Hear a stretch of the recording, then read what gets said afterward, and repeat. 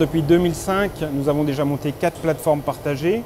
L'objectif de ces plateformes, c'est de pouvoir mutualiser un moyen avec différentes sociétés pour pouvoir se former à une nouvelle technologie avant que ces machines arrivent chez les industriels.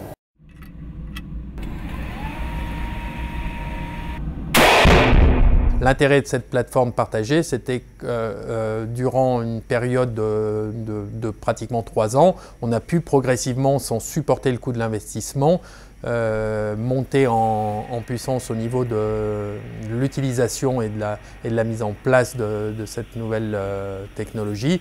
On travaillait bien sûr sur des commandes numériques depuis une vingtaine d'années aujourd'hui, mais la programmation se faisait de façon manuelle. Et évidemment, sur une machine 5 axes, il n'est pas envisageable de faire une programmation manuelle, il fallait donc passer par une FAO. Donc ça a été le deuxième challenge important qu'il a fallu mener de front.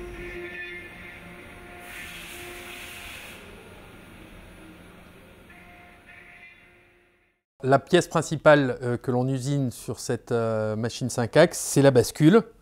Donc c'est cette pièce que vous avez ici qui est la pièce qui reçoit le canon et l'ensemble du mécanisme de l'arme. Grâce aux 5 axes, on peut usiner en continu et usiner la bascule sur l'ensemble de sa forme arrondie.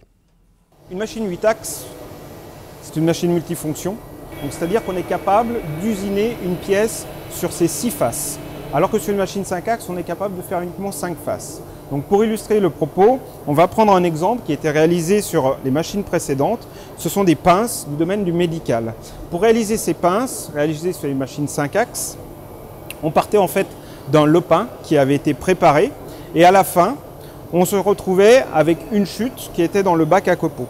Aujourd'hui, cette machine permet, du fait de son travail à la barre, de pouvoir réaliser directement ces pinces sans avoir à faire la préparation du brut et sans retrouver cette chute dans notre copeau.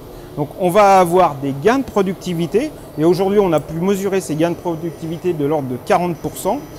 Sur la quantité de matière que l'on va économiser et surtout sur la tâche de préparation qui n'est plus nécessaire sur ce type de machine.